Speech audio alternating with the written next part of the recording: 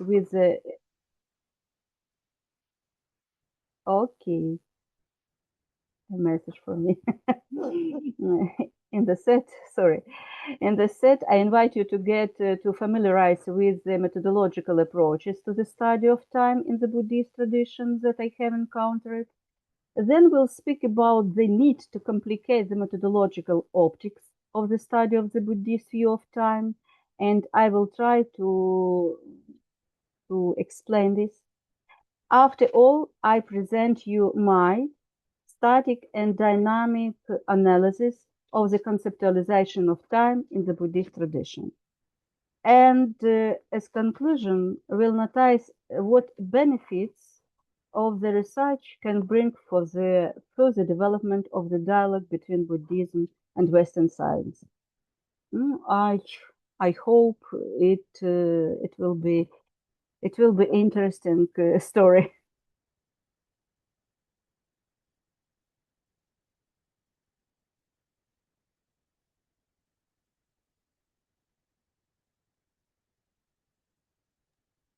Excuse me, but the picture disappeared. Maybe only. Do you stop presentation panel?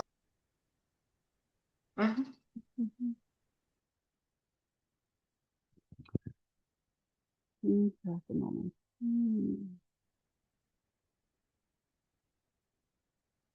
Can you see the presentation? Introduction, dialogue. Can you see slide? Okay, thank you. Well, what do we have today in the fields of the dialogue between Buddhism and Western science? What is the state of this dialogue, and what questions does it raise? Why time is the key problem of this interdisciplinary research? Here we must emphasize, first of all, that this dialogue is not only interdisciplinary one. It is the intercultural dialogue between East and West, and also the interparadigmatic dialogue between religion and science. It is very important to keep in mind what is could be called mindfulness for Buddhist study. To keep in mind these parallel comparative discourses that are joined by common problem of mutual understanding, literally, terminologically, or semantically, or intentionally. By the way, it is the maxima of Buddhist exegesis, so-called 6 alternatives. We can interpret the text literally or not, terminologically or not, intentionally or not. Nevertheless, let's return to our point. Buddhism and Western science should understand each other as not to get lost in the labyrinths of own interpretations. Not to mention the existence of many Buddhist traditions on Pali, on Sanskrit, on Chinese, Tibetan, Japan, Mongolian, and various Buddhist philosophical schools that offer their own interpretation of traditional text and traditional terms. It's a very complex subject. Thus, we will try to narrow the field of our research. We are going to observe only Tibetan Buddhism, that is, the Buddhism of Mahayana and Vajrayana, with obligatory references to the Sanskrit tradition, because Tibetan Buddhist canon is totally presented by text translated from Sanskrit. Especially if we remember that is Tibetan Buddhism and not any other Buddhism that is the most actor of the dialogue between Buddhism and Western science. It is important. From Western sciences, we will be get in touch with neurosciences, such as neurochemistry, neurobiology, experimental psychology, all of sciences which deal with the structure or function of the nervous system and brain. Now, a few words about the beginning of the dialogue Buddhism and Western science. The official start can be considered to be in 1981, when Dalai Lama XIV was officially invited to give lectures at Harvard University in the USA. Those lectures pushed up many academic processes, including the creation of the institution as platforms for the discussions with Buddhist Lama. Institute Mind and Life is the first academic experience in this field. One of the founders of this institute was the famous neurobiologist Francisco Varela.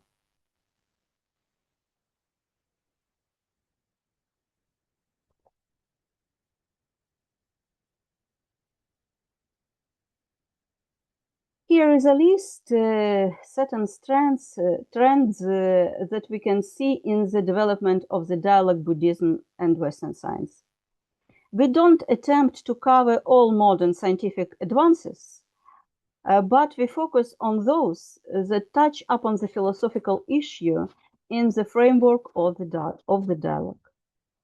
In this brief overview, I would like to emphasize two crucial shifts from experimental praxis to epistemological strategy and back to praxis. So we have two shifts. The first shift began with neurophenomenology as a methodological hybridity. Proposed by Francisco Varela, it aimed to bridge the gap between third-person neurobiological metrics and first-person experience. Third first-person experience and first-person experience, I mean. Here, Buddhist contemplative disciplines, especially the analytical aspect of Abhidharma, were utilized not a religion dogma, but as calibrated instrument to provide detailed descriptions of pre-reflective consciousness. However, this was only a tactical starting step. The project has since evolved into the broader ambition of naturalizing phenomenology based on the idea that we must view nature not as an object, but as a primary lived experience of the world, roots in human bodily coexistence. This transition represents a profound ontological shift.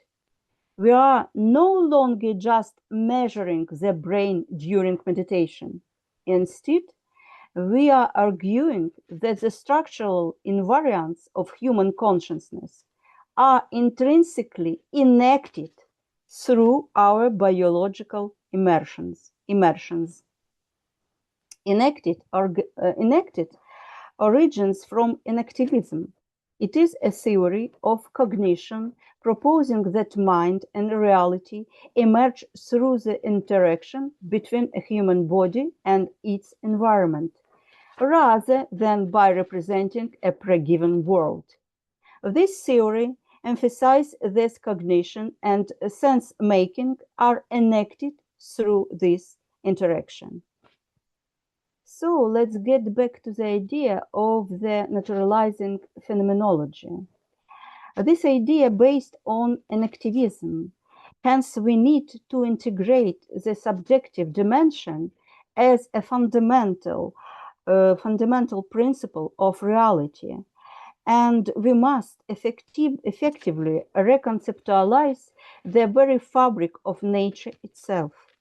Nature is constituted by us, through us, with us. After this strategic theoretical shift, we come back to praxis. What does it mean? Scholars try to implement the naturalization of phenomenology into molecular and microbiology levels. This second shift is not merely a simplified moving, but it is an attempt to locate the enacted mind at the cellular level. cellular level. This approach is developed by Claire Petit-Mengin. In this way, integrating of Buddhist studies, we move beyond macro-neural correlations toward the microphenomenology of life itself by the specific processes,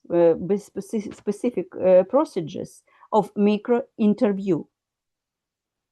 At this scale, the Buddhist concept of momentariness, kṣaṇikavāda, Buddhist concept of time, kṣaṇikavāda, finds a striking parallel in the dynamic instability of cellular structures and the rapid turnover of neurotransmitter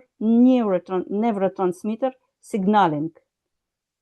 Actually, we are trying to look at how contemplative practice might influence epigenetic expression and cellular homeostasis by moving from naturalizing biology to microbiology. We argue that consciousness is not an anatomical accident of the neocortex, but a property emerging from the very fundamental biological process of self-regulation and autopoiesis. Autopoiesis is the second fundamental principle of neurophenomenology of Varela. Autopoiesis is an ability of system to reproduce its own components and to maintain its own existence and identity. So, in this sense, maybe the phenomenological reduction is mirrored by the biological life of the cell, where the boundary between the observer and the metabolic process is absent, if it is your body, of course. Here we see many questions. And now it's time to remind the Buddha scientific skeptics, Buddha scientific skeptics, the doubt the feasibility of such naturalization. They often termed methodological purists or neuroskeptics. They argue that integration of Buddhist studies into macrobiology and neuroscience risks a profound category error. The primary critique focuses on reductionism, translating the complex soteriological liberation-oriented framework of Buddhism into the language of cellular homeostasis. Skeptics also warn against the mindfulness phenomenon, where a radical spiritual discipline is reduced to a mere cognitive tool for stress reduction. I think we should listen to them, but there are interdisciplinary studies that have risen to the level of transdisciplinary research, which their own terminology and theories. Is this a proposal to stop scientific progress? Maybe. Do skeptics propose to introduce scientific censorship? I don't know. Nevertheless, questions arise, and thinkers must find answers to them. The skeptics ask us, can the first person, for example, qualitative qualia of meditative state, ever be truly captured by third person? The skeptics remind us that while the phenomenological reduction and the biological process may appear parallel, they operate in different ontological planes, and to ignore this distinction is to risk a scientific colonization of Asian wisdom, where the map of the cell is mistaken for the territory of the enlightened mind. Personal for me, our skeptics are incredible romantics and romanticize Buddhist wisdom, I think. But we know, according to Gödel incompleteness theorem, that any closed system ceases to exist because it becomes chaotic due to its own contradictory statements. In order to survive, this system must constantly move to meta level. The dialogue between Buddhism and Western science, we're talking about it, is the attempt to reach a meta level, the dialogue, not an invasion.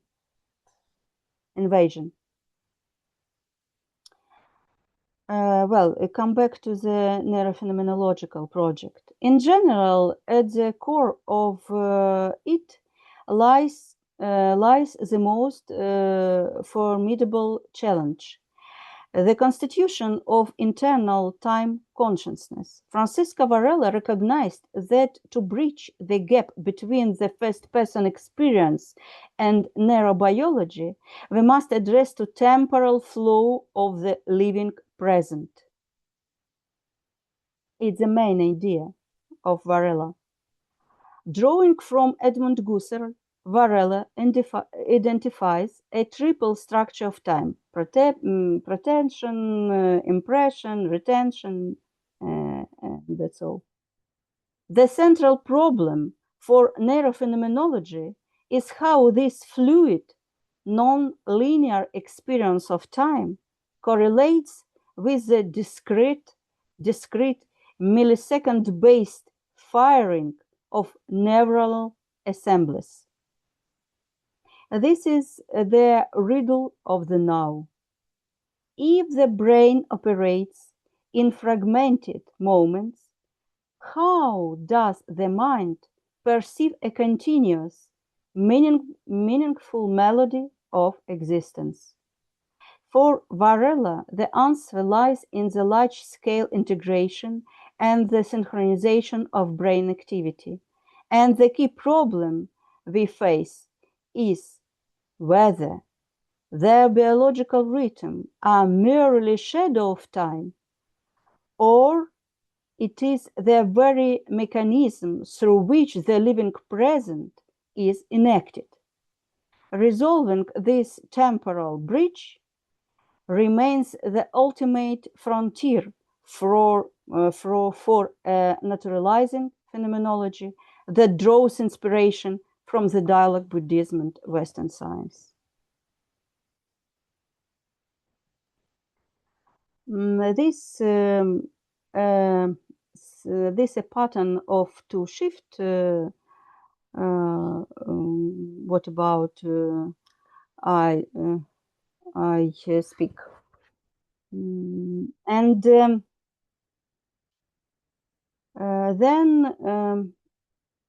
a summary. The dialogue Buddhism and Western science emerge as a result of a common desire to uncover new approach to the reality studies.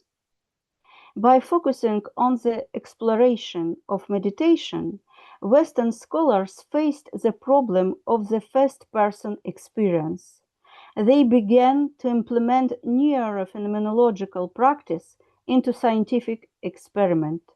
Then they set out on a course to naturalize phenomenology. Today's neurophenomenology develops in several directions. Microphenomenology, first of all, it is the most naturalized of this direction. Also, we know the more cognitive investigations from Sean Gallagher, Evan Thompson, Eleanor Roche, Alan Wallace, Jean Petit, and so on. There were many scientists who were for or against that interdisciplinary experiments. That is why we have two camps of scholars, Buddha science skeptics and Buddha science optimists. The first of them romanticized the Buddhist wisdom, on my opinion. The second of them got the problem of time, because the first person experience needs understanding interrelationships of time, consciousness, and existence.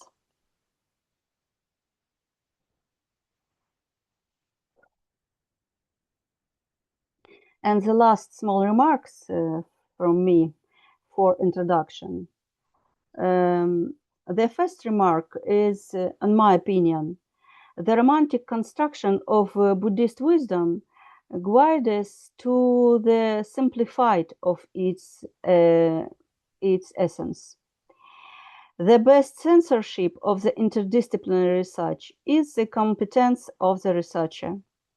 Knowledge is always unexpected and needs the opened mind. Interdisciplinary research is care for death of Western science. Death means not only stopping, but also immorality. And the next remark is for the purpose for our study. Certain terminology distinction are provisionally bracketed. Thus, the following pairs of concepts are usually as functionally equivalents: temporality, timelessness, consciousness, mind, causation and causality, being and existent. This terminological convergence is poorly operational and does not eliminate possible conceptual difference between these notions.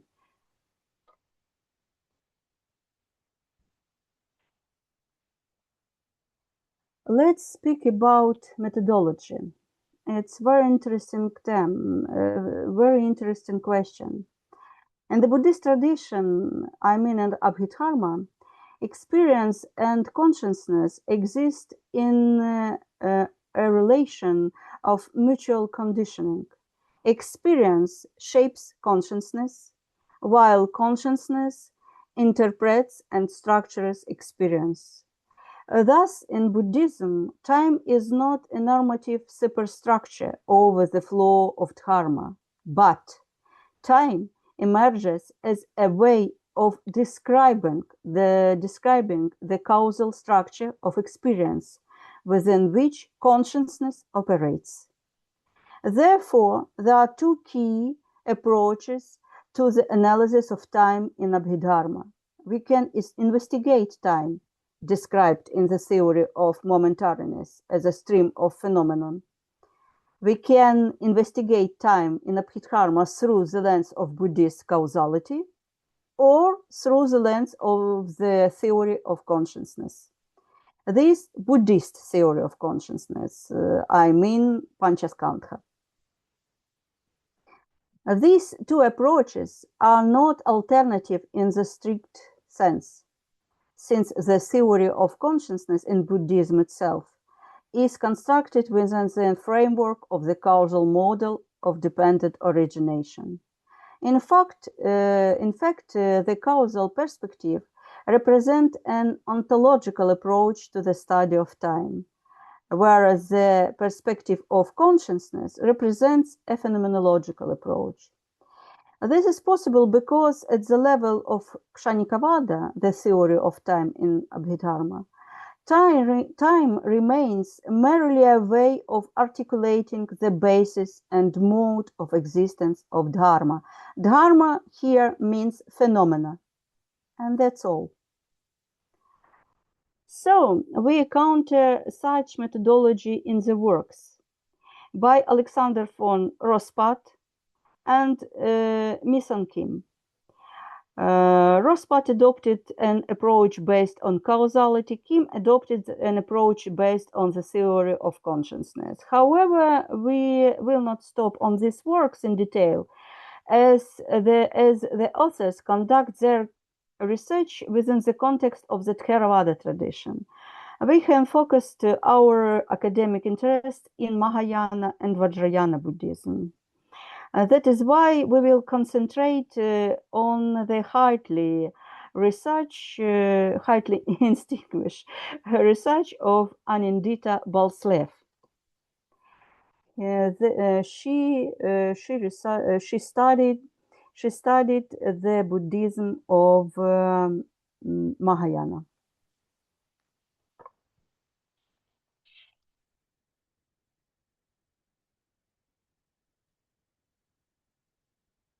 Anindita Balslev and his work, A Study of Time in Indian Philosophy. Here we find a comparative study of the kṣaṇikavāda within the Mahayana context, set against the Hindu tradition with brief reference to the Western tradition.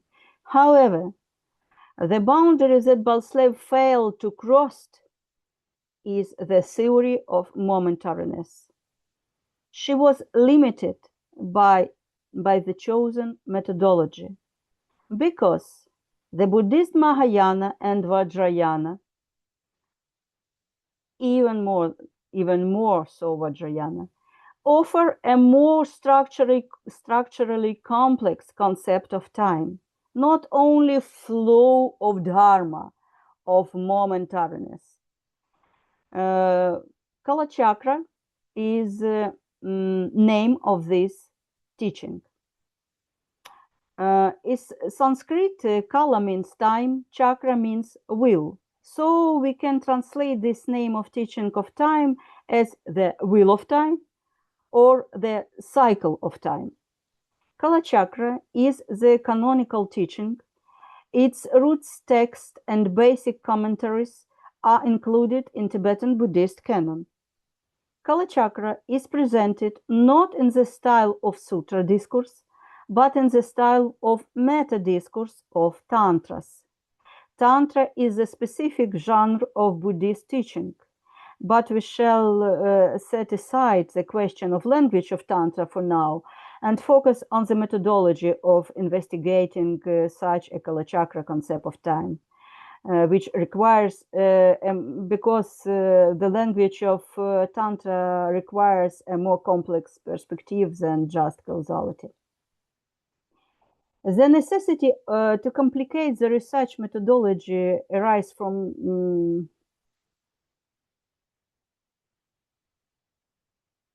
now I want to tell you about the limitation of causality in context of Balslev research.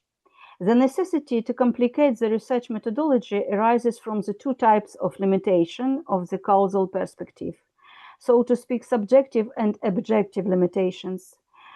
Two causes can be attributed to the subjective limitation.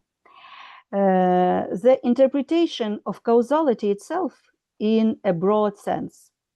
That is, interpretation as connection between cause and effect. Since traditionally the theory of causality necessarily includes the concept of nirodha, or jigpa in Tibetan, the implicative or non-implicative cessation of cause and effect relationships. The second subjective limitation is not taking into account the logical epistemological turn. It was described in 2013 by Vincent Elshinger. This turn took place in the 5th and 6th centuries in Buddhist philosophy, which transformed logic into an instrument for assessing validity, reoriented logic itself towards the analysis not only of the content of a statement of a judgment, but also of the conditions for the possibility of its validity, thereby giving this logic a quasi-modal character. Among the objective causes is precisely the Kalachakra doctrine of time. Kalachakra absorbs the paradigm of time as a means of describing causal experience from kṣaṇikavāda. Kalachakra shifts time from a descriptive mode to an operational mode. In Kalachakra, time does not only describe experience, it organizes experience. Firstly, according to Kalachakra, physical, psychomental, and social activities must be synchronized with natural rhythm, daily, monthly, annually, and so on. Secondly, time ceases to be a directed line. Time becomes like a spherical wave, like cycles on water from a falling stone. Time consists of three layers. The external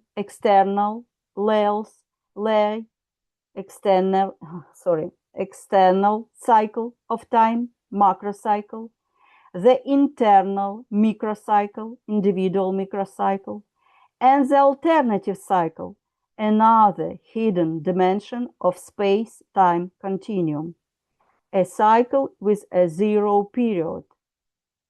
In other words, causality does not disappear, but it adds another dimension, not only centrifugal moving in cycles, but also centripetal moving to the center. Sadly, time in Kalachakra becomes a condition of causality. Without time, there are no cause and effect relationships. And finally, the last fourth point, the other or alternative or transformative time emerges and stops the differentiation of time, effectively taking consciousness beyond the bounds of temporality. In fact, time in Kalachakra, in its operational aspect, appears as an tool of its own cancellation. Thus, the formal descriptive logic of causality used by Balslev does not exhaust the possibility for explanation the complex constructions of time in Kalachakra.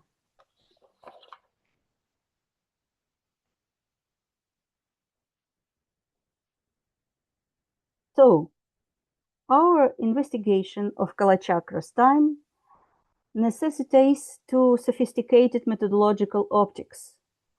For this, we need to refer to the extension of binary logic. We need to refer to Nagarjuna's tetralemma, in Sanskrit Chatushkoti, and a further sophisticated of the Buddhist analytical apparatus, thereby broadening the very field of the research. The tetralemma systematically exhausts all possible conceptual positions. A phenomenon exists, does not exist, both exist and does not exist, neither exist nor does not exist. Thereby, the tetralemma exposes the limits of conceptual thinking. In other words, we see how the tetralemma pushes the conceptual structure, covering space, guiding to its limits, either in the form of the impossibility of choosing between these four alternatives, or in the form of the removal of the very conditions of these four alternatives' emergence. In the first case, thought remains within the bounds of differentiated time. In the second, the prospect of undifferentiated temporality opens up. So we therefore propose to examine a historical and philosophical reconstruction of the development of Buddhist rationality, in general in both its static and dynamic dimensions. Such an attempt allowed us to trace the interconnection between the transformation of logical tools and changes in the Buddhist conceptualization of time.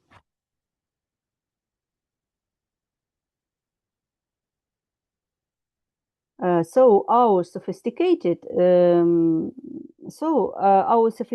methodological approach is the investigation the Buddhist concept of time through the lens of the development Buddhist rationality based on original sources.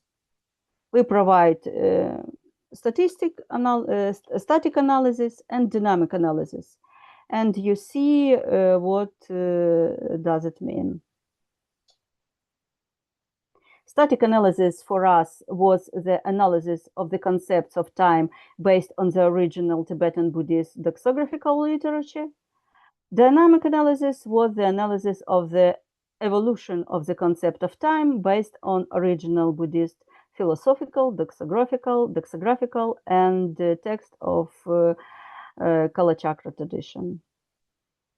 Here we see what I mean when I say static and dynamic analysis. A few words about static analysis, and maybe that's all.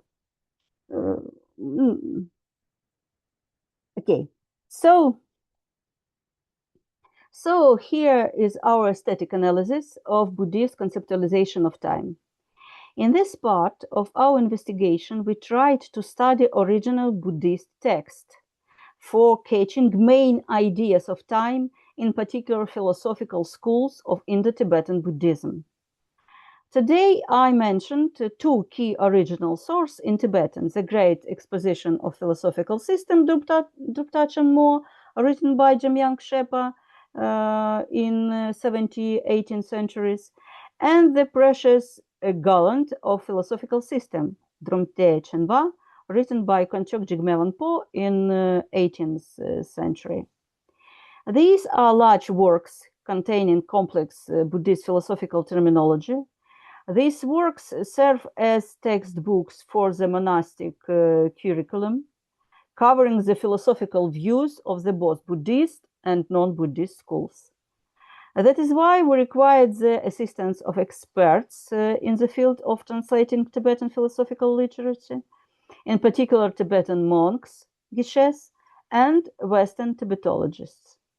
First of all, we relied on the experience of famous translators of Tibetan philosophical text. I mean Jeffrey Hopkins, who translated the works of Jamyang Shepa. Hopkins' main publication for us was Map of the Profound. The whole title of this book you see on the slide. So, what we can tell about Buddhist views of time in the frame of our research and using above-mentioned doxographical works. First of all, in this text, Tibetan doxographers formulated so-called the four seals in Sanskrit, Chatvari Dharma Padani, in Tibetan, Choki Chakyashi. It means that we must know the four basic marks of the Buddhist teaching, or in other words, the four basic fundamental principles of the Buddhist view. And here we talk about the impermanence of all conditioned phenomena, anitya, mitakpa, anitya in Sanskrit, mitakpa in Tibetan, the suffering inherent to all conditioned phenomena, dukkha, dugnel, the selflessness of all phenomena, anatma, dagmepa, and nirvana, or nyanyanledepa, as the state of peace and liberation from suffering. And if we want to talk about Buddhist view of time, for example, we need to take these four seals into account.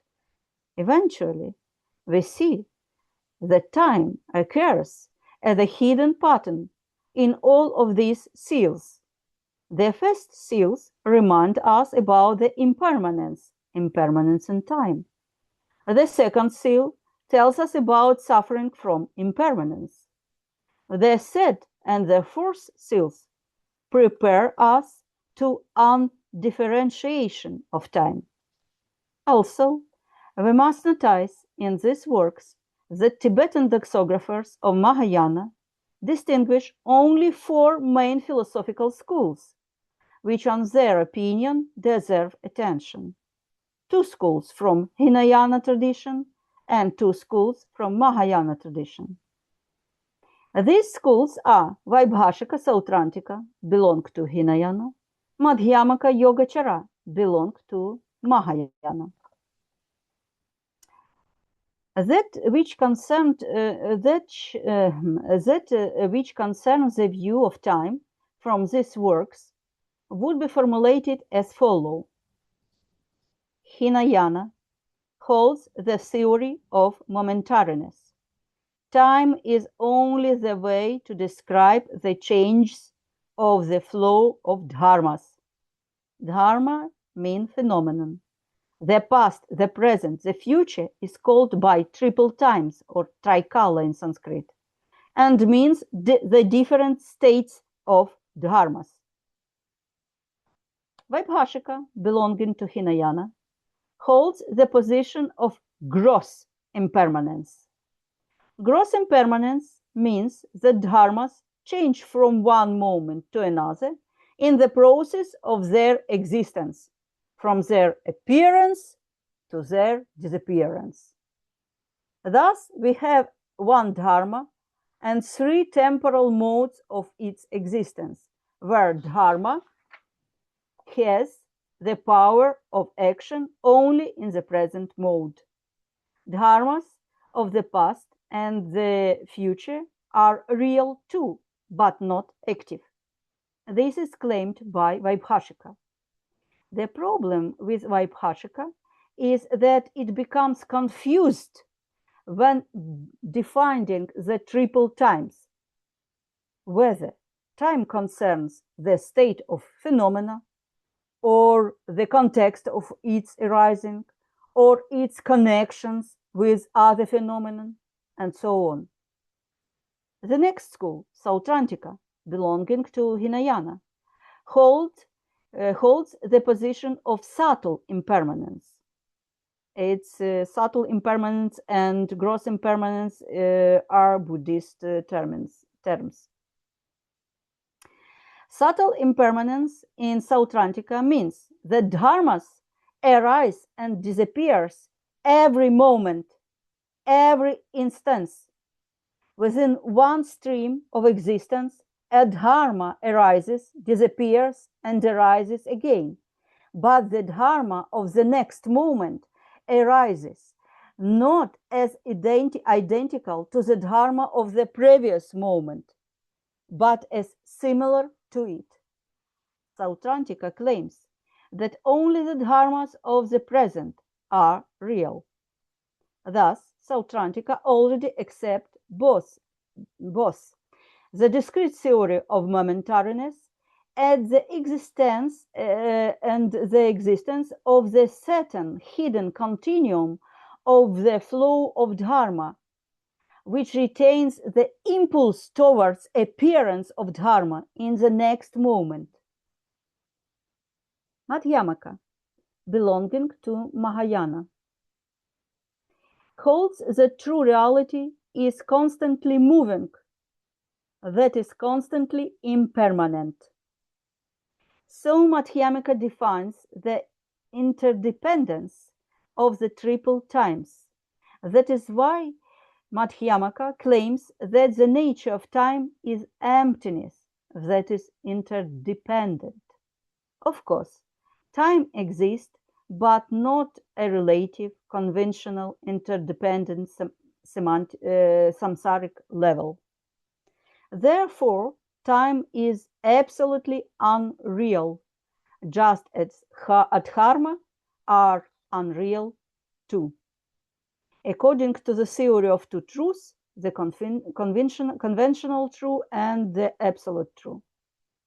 Yogacara, belonging to Mahayana, holds the position of inexpressible true reality, that is absolute of or internal true reality, is beyond words. That is why we cannot say anything about of absolute real time. All of our prescriptions to time are total speculations and exist only in our imagination. Yogacara claims that the real nature of time, or any temporal or eternal form, is not known through conceptualization, but conceptualization can point to absolute reality if we construct it in the correct logical way. Some positions of Madhyamaka and Yogacara contradict each other. As for time, for example, Madhyamaka claims total unreality of time and highlights our endless deconstruction of time. However, Yogacara proposes to investigate the transcending time, to stop the constructions of time, but numerous conceptualization.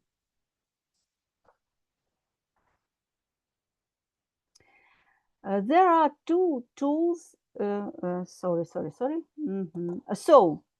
Using the static analysis, we saw that different concepts of time are only different modes of rationality. For example, Webhachika thinks within the terms of ontological realism, of the triple times of dharmas and their gross impermanence. Sautrantika thinks within the terms of ontological realism only of the present times, dharmas, and so-called momentarism or subtle impermanence. Madhyamika thinks within the terms of apophatic deconstruction, rejecting all permanence. Apophatic deconstruction means a critical procedure like prasanga in Sanskrit that operates through the systematic negation of conceptual determination to reveal the limits of this discursive thought. Yogacara prefers phenomenologization of time and calls for study phenomenology of time consciousness. In this part of the investigation, I would like to highlight next. Everything we've seen here is proof that there are no merely views on time. There are only different ways of thinking about time, according to Buddhist tradition. And tracing the development of Buddhist rationality must help us to comprehend very Buddhist ways of this thinking of time.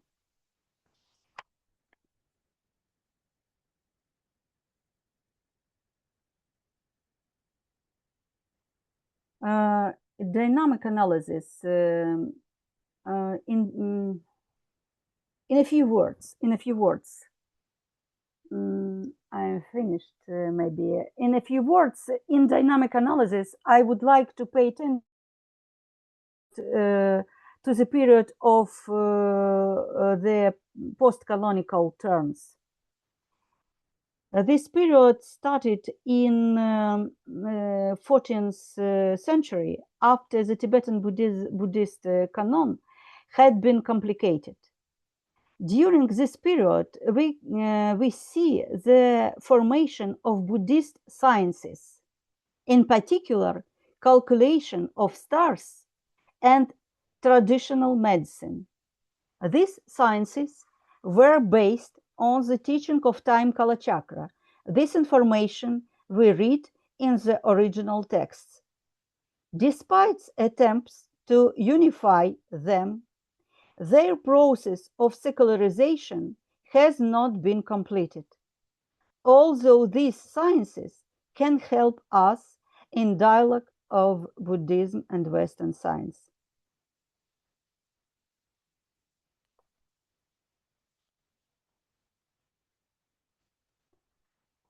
And now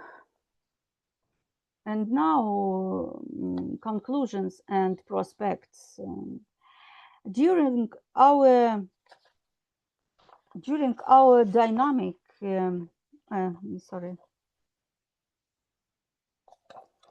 we are I propose to discuss about the benefits of our research. What are the benefits of our research to the dialogue Buddhism and Western science? The opening perspective as a result of the conducted exploration is next. The historical trajectory of the Buddhist reconfiguration of time through the lens of the development of Buddhist rationality clearly demonstrates that Buddhist sciences work in a paradigm different from the Western scientific model.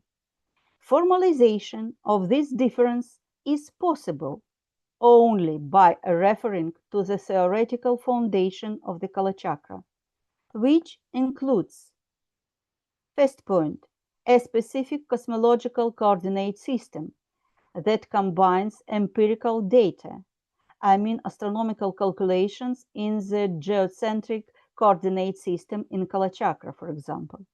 This cosmological coordinate system allows to take account the first-person experience, because human being is in this system is located in the center of universe.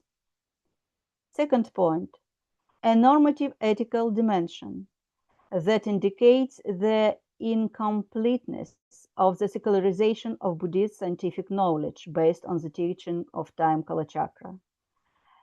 But I hope it gives us the opportunity to bring morality back into sciences. The third point, specific meditative practices in Kalachakra aimed at transforming philosophical scholasticism into knowledge. This knowledge looks like being here and now. It is a presence in being rather than an observation of it. So, as a result of this research, that is the opportunity to formalize the fundamental difference between Buddhist and Western sciences paradigm. I hope it is help us to continue the dialogue more effectively. And that's all. Let me stop here. I have finished my presentation. Thank you for your attention, dear colleagues, and I'm very glad to have the opportunity to present my ideas to you. Thank you so much, Olena. It's amazing presentation, so many ideas, so many. I recognize it, but yeah. And any questions, comments, and let's start our dialogue. Maybe all of us have any idea of the interdisciplinary research in terms of dialogue Buddhism and Western science, and anywhere.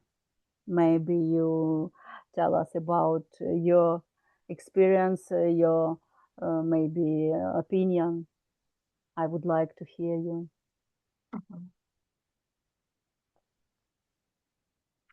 Maybe first of all, I would like to clarify one point, and after that, Okay. For example, if I can. Tell me, please, what does it mean, microphenomenology? Please, can you describe what is the generally? I know neurophenomenology. I listen many discussion about this. About microphenomenology. Microphenomenology is the system of micro investigation of micro process in our nervous system or brain, and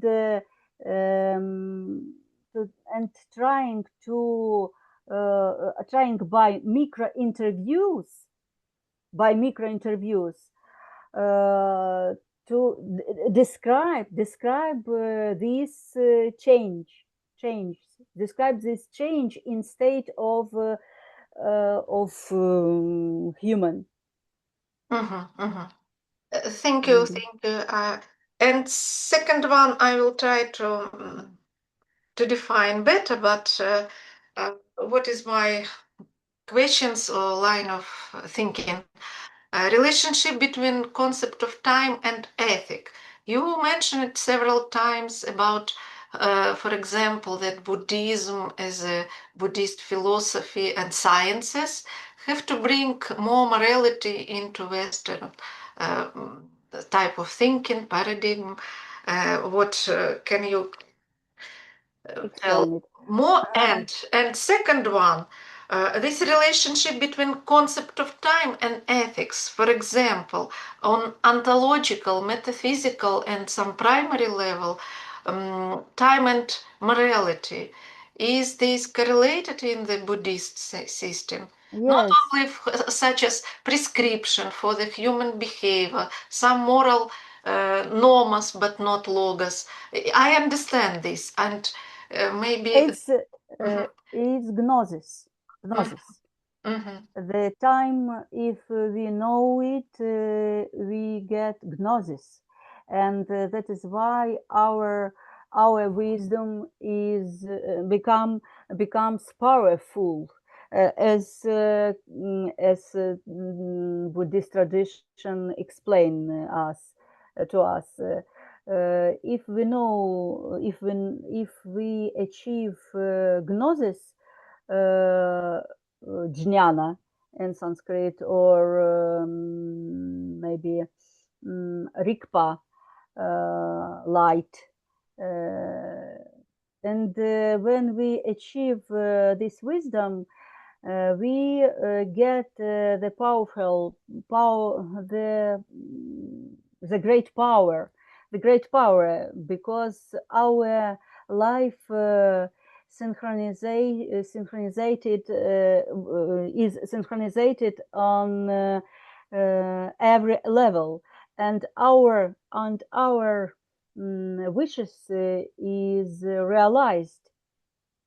Our wish is realized, maybe. And that is why I think that our morality is becomes the very important, because our desire, our wishes becomes may get to another people sufferings and pains, and that is why our morality guaranteed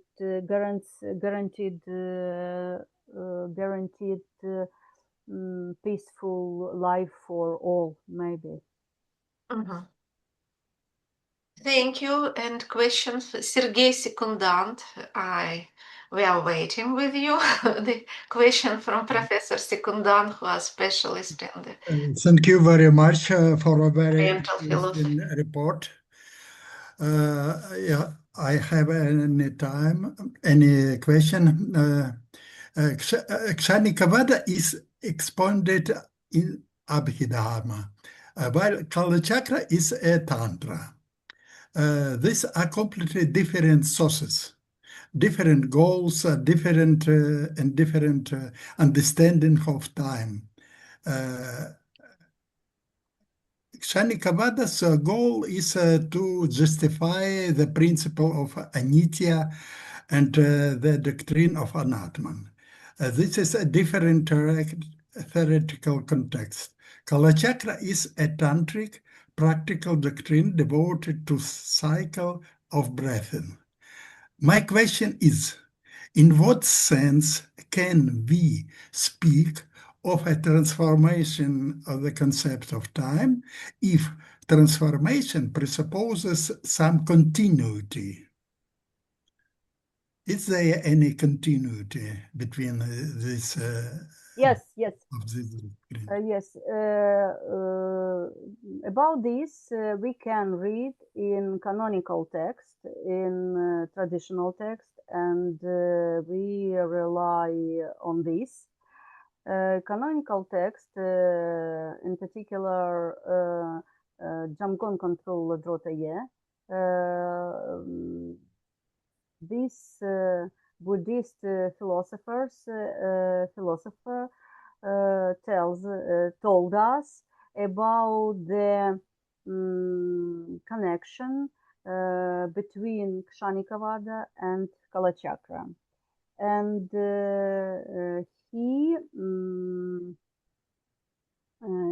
he said that Kalachakra integrated kṣaṇikavāda as one level of reality, only one level of reality. Kalachakra, Kalachakra tells us about the many levels of reality, but kṣaṇikavāda tells us about one level of reality. That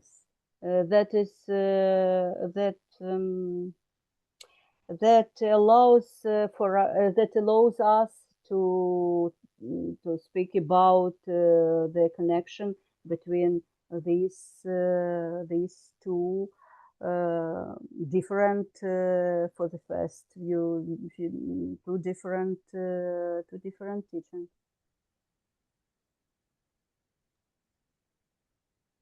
Yeah, thank you very much. Thank you. It is possible to trace continuity between Abhidharma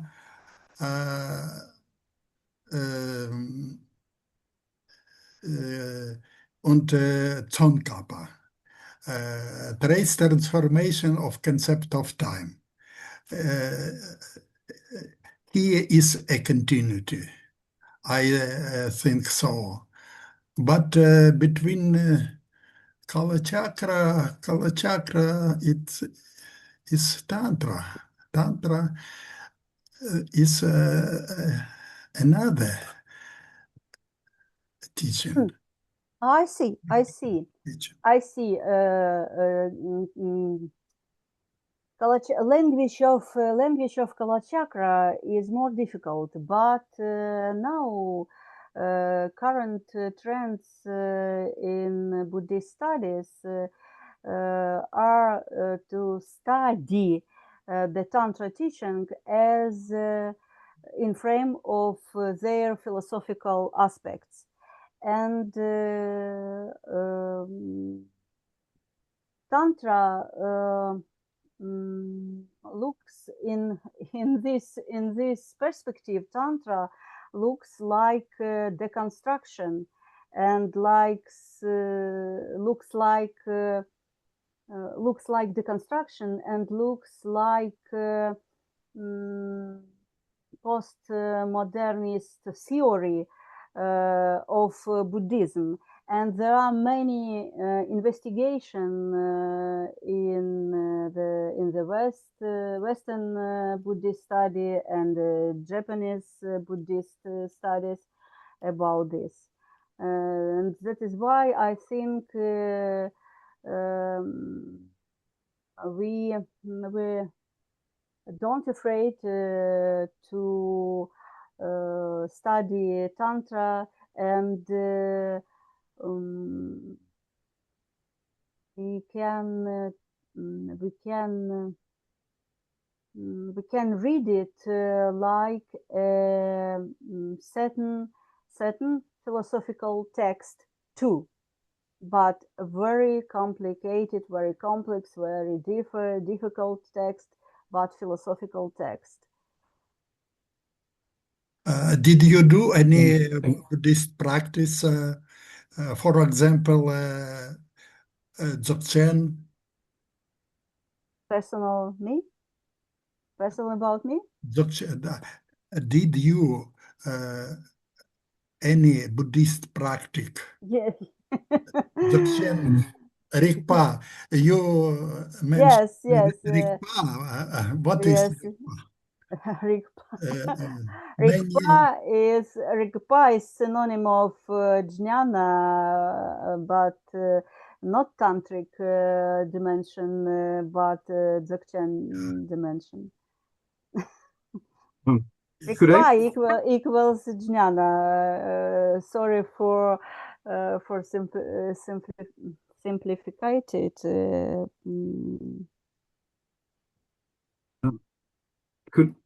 Could I intervene? Yes, of course, please. Professor Hans Herbert Kögler, our brilliant speaker. Sorry of for our my seminar.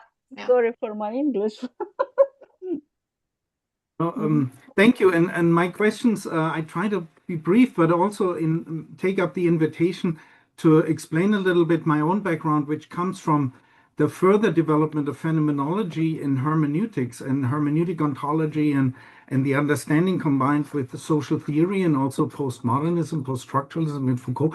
But the particular question is a little bit, I mean, the first one is related to trying to understand a little better where your position is, or whether you aim to have a systematic position. You know, you seem to catalog these different, and the previous question brought out certain possible contradictions between different perspectives here. But what intrigued me was that you said that, and is this a lesson you take, or is this now the understood self-reflective understanding of Buddhist philosophy, that there is no access to time as such, but there are only perspectives in which we can disclose time? And you mentioned that toward the end, and that would be an understanding that is very compatible with a certain fallibilistic conception of science too, you know, as an ongoing interpretation, but also with a hermeneutic and, to speak with Habermas, a post-metaphysical conception of time. So whether you endorse that as part of your methodology, or whether this is something that is more controversial within Buddhist philosophy itself. And the second question relates a little to the normative ethical, is related to agency. I mean, if you look at the phenomenological, and this is more about the relation between phenomenology and Buddhism, the way you presented it, is there a way in which your own understanding, your own agency is capable of shaping the course of events, or are we, so to speak, put into objective or trans-subjective processes of time that we are not really ourselves shaping? So maybe this is a very Western view of looking the agency structure distinction, but it would sort of be meaningful to relate, to see whether there is an agency in this concept of time, which in phenomenology and in hermeneutics, of course, if you think of Husserl's further development in Heidegger's being in time, to be resolute, to act, to have also a meaningful context of time against which you act. And this somewhat relates to my third question, and this is a subtext would be the compatibility also of phenomenology and scientific approaches of the first or third person. And this is very briefly now, momentariness was a very central concept. What about the essential concept for human and social understanding of memory? How does memory, sort of the build up, the accumulation of events that are not simply momentarily existing, but that shape our pre-understanding and that define us, and against which human agency then responds in history? So how is memory accounted for this concept of time? Thank you. I would I'll try to ask you a question, but I don't know. Can I? What about the? I'll start with the third question about memory. Memory in Buddhist philosophy. Buddhist philosophy is associated with the conceptualization and imagination. Memory is the is not valid, is not tool for valid knowledge. Buddhist philosophy claims that there are two tools for valid knowledge. There are direct perceptions, direct perception, and logic,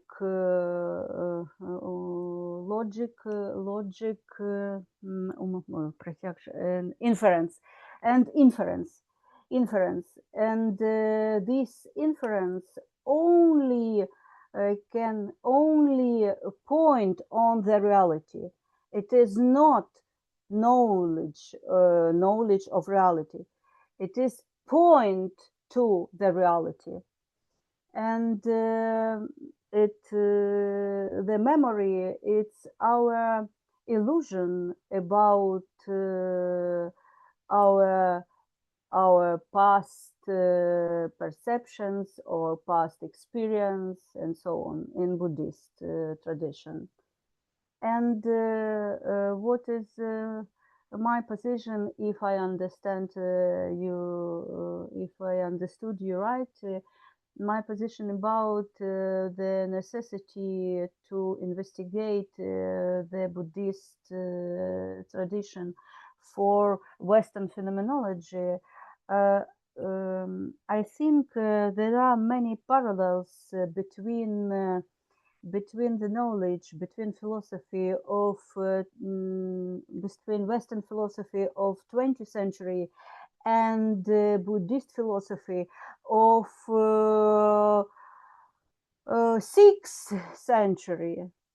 It is incredible. And personal for me, it is very interesting to investigate this phenomenon, this fact. And I think the Buddhist philosophy can explain many complex questions for Western philosophers, maybe. And in the process of the interpretation of the ancient text, ancient Buddhist text, especially Tantra text, we can see that Buddhist philosophy approach close to the problem of not hermeneutics, but deconstruction. Maybe we have here the analog of the deconstruction of Derrida. I think it's very impression for me.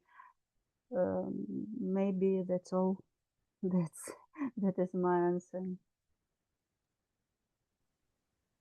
Thank you. Thank you. Sorry, I could I have one follow-up? Of course. Yeah, one follow-up. The question of agency was also asked, but in the sense in which the human subject is situated in history and related to that. I think I take your answer with regard to memory, but what we are engaging here is the memory of Buddhism, is a historical hermeneutic appropriation of Buddhism. It's not direct perception, and it's not logic, formal logic. It's the substantive cultural meanings of what it means to understand, say, time. And this was, so to speak, maybe Heidegger's claim against Husserl, and I want to put this as a systematic question, and I wanted to push you also a little bit systematically here, is that you have these formal structures of, the Husserlian framework, but the hermeneutic insight was that the way we as humans experience time is in substantive context. So the Christian experienced time as sort of the possible return of Jesus, of the claim. the Greek maybe understood in terms of a cycle of the eternal repetition of the same. The democratic, now we are sort of in this depressive mood about the failed hopes of a world order of cosmopolitanism where the geopolitical powers take over. And this is how we experience time. And to push you on the other point, I just do it for the sake of the lively discussion, say, I don't see how relation to neuro phenomenology helps us in understanding those features. Yes, we are embodied, we are sort of not pure minds, we are not, no one defends the Cartesian dualism, but to understand how we should exist within social and ethical, you talked about the normative ethical, we are not helped by understanding how it relates to neurophenomenology. This is something that may add to our overall metaphysical picture if we want it, but we have to sort of attend to the phenomena that make us respect others, overcome cultural boundaries, and so on. So this is an intrinsic phenomenological experience. And I would like your views on how this is helped by integrating it with the natural scientific or with microphenomenology. And maybe agency, maybe that agents are capable of shaping reality. Maybe that is an interesting part. Just explain. I see. I have no explanation. I see, and I think you are right, maybe, but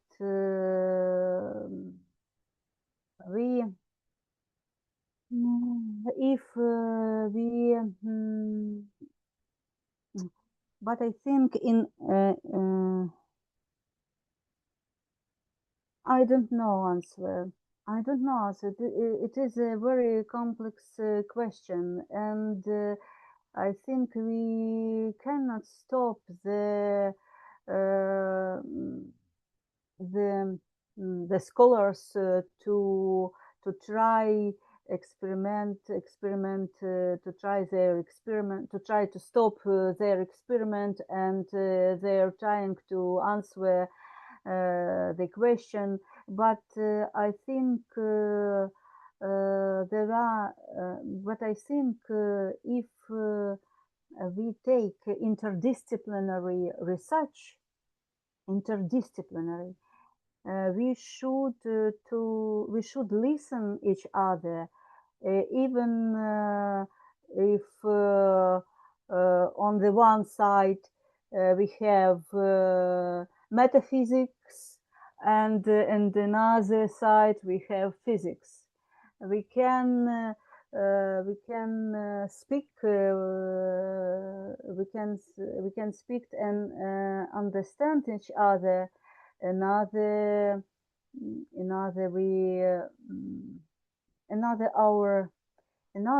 our world, our peace, our universe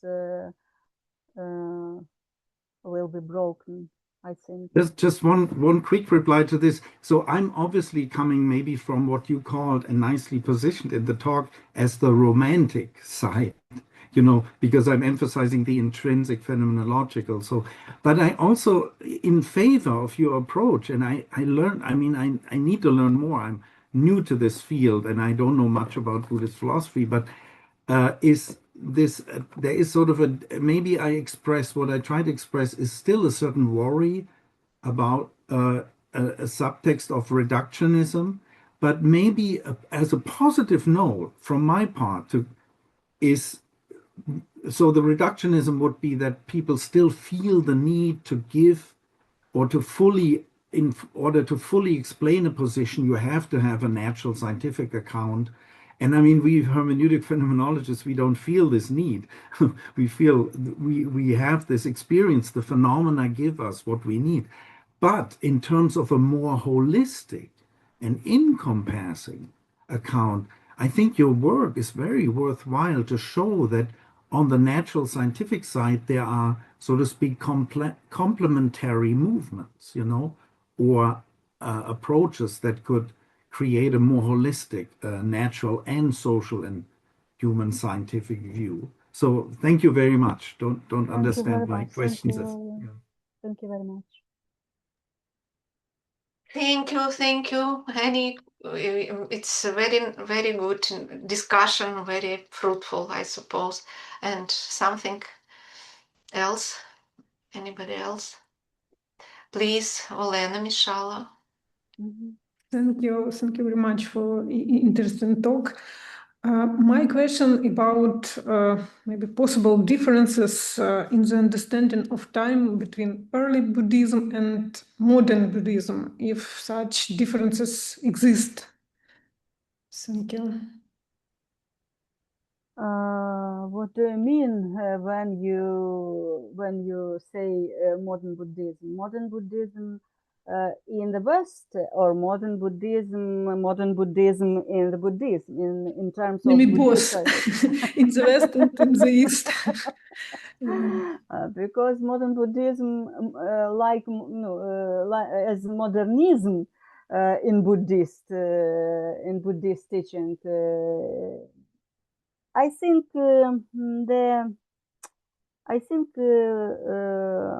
kṣaṇikavāda is the teaching of time, is a theory of time from early Buddhism, and that is why,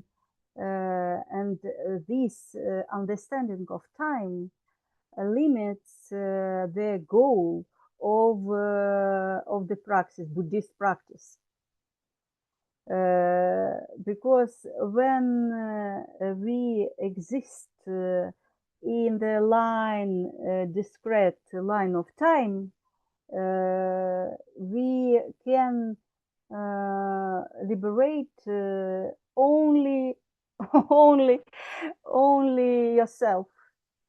And when we exist in the time-space continuum, time-space, we can to pay attention to another people, to help them, and to help them to liberate, to be free, to reject of suffering and others. And that is why our view of time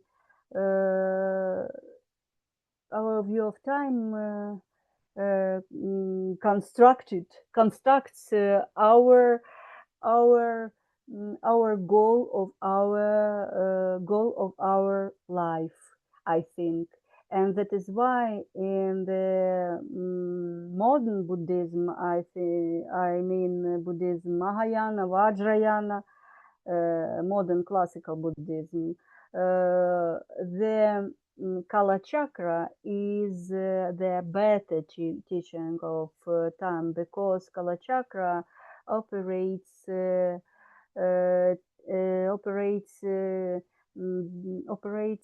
time, space-time model of time-space continuum model for the description of reality, conventional or eternal reality.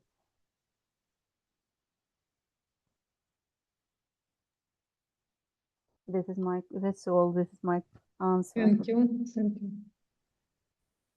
Thank you. Two approaches to time, kṣaṇikavāda and Kalachakra only. There are no another approaches to time, to understand the time in Buddhist tradition. There are no another. kṣaṇikavāda and Kalachakra. kṣaṇikavāda presents the time like as line discrete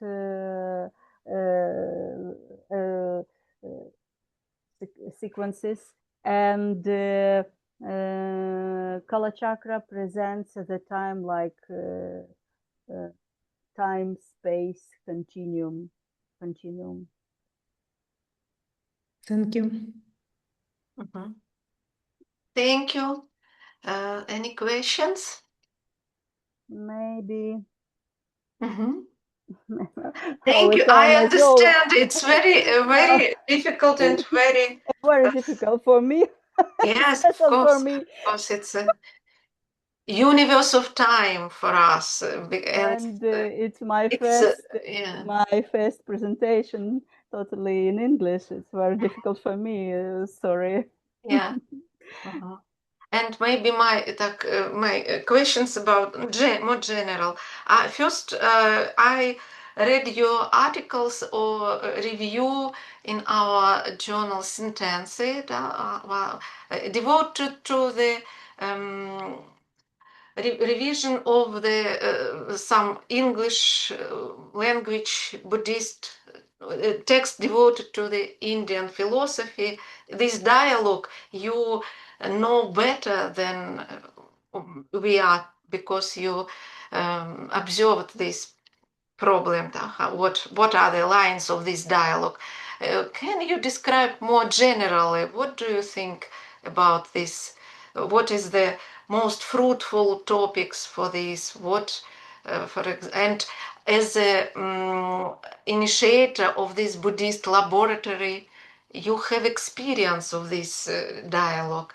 Sometimes I visit to your YouTube channel and look for this conversation and this general view of this dialogue from your agency, as a Professor Hans Herbert Kögler said, from your personal point of view. No, in our laboratory, we translate several texts from Japan into Ukrainian and from Tibetan and Sanskrit parallel. One text in two variants in Sanskrit and Tibetan we translate into Ukrainian. And all of these texts are devoted to the theory of time. The first text is Kalachakra, the basic text of Kalachakra from Sanskrit and from Tibet, and we compare these Tibetan and Sanskrit texts, and it's a very interesting works. It's very very difficult, and the other work is we translate UG, the text Degen, and UG is translated as being time, being time. And there are many correlations. There are many correlations. There are many correlations between Heidegger's theory of being times, Derrida deconstruction. There are many parallel, and there are many methodology, because methodology tools we find them in the text, because as Professor Secondant said, Tantra is the special text. This text not only explain ideas. This text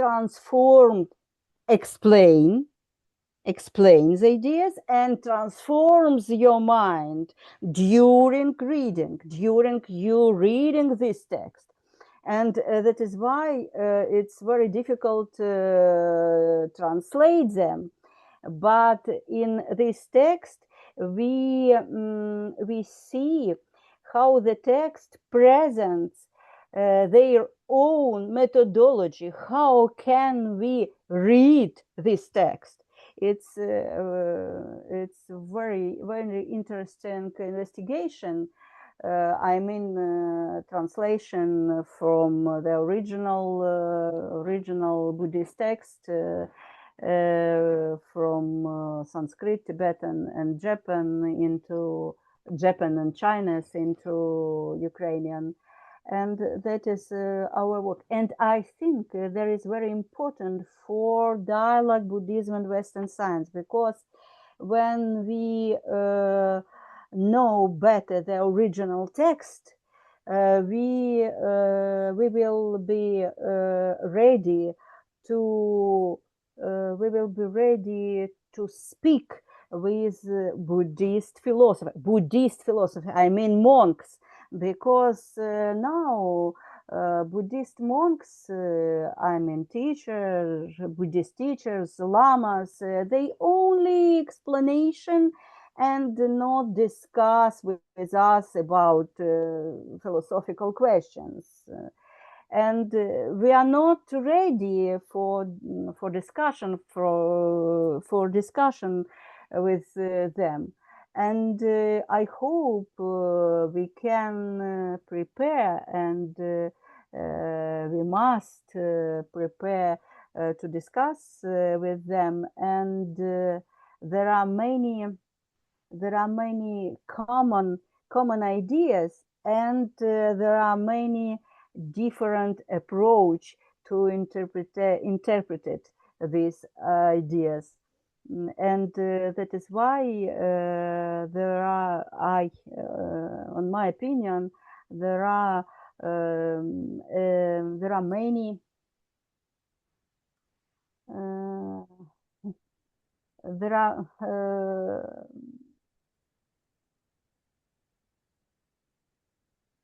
this is a good idea to develop this dialogue with Buddhist philosophy.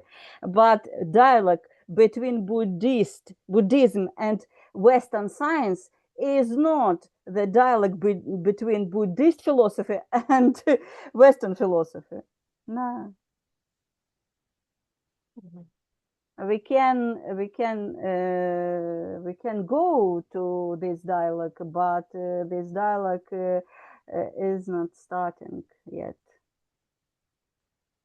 Thank you so much. From my point of view, just now you expressed this answer the question of Professor Kogler about hermeneutics position, and not something general, but just now you told about this onto-hermeneutic experience of reading, understanding, misunderstanding, such a style of life, not only some pure theory. Your seminar that is alive in this reading, life in this understanding, it's maybe the most fruitful way for the dialogue between traditions. Thank you so much. Long live your laboratory, long live the Buddhist study in Ukraine and comparative Buddhist study in the world. Thank you. Thank you very much for your attention, for invitation. Thank you very much. God bless you. Thank you. And thank you for all participants of our seminar today. You devoted your time. I know it's so difficult just now, especially for Ukrainian universities, after a long vacation connected with the difficult condition in our country. We started our academic semester, and just now our time is concentrated, and you are a hero who found your time for discussion about time today. Thank you so much, Pani Olena. I don't believe you that your first experience English, because it's so good and so mastering conversation today. Thank you. Thank you. Thank you. Thank you.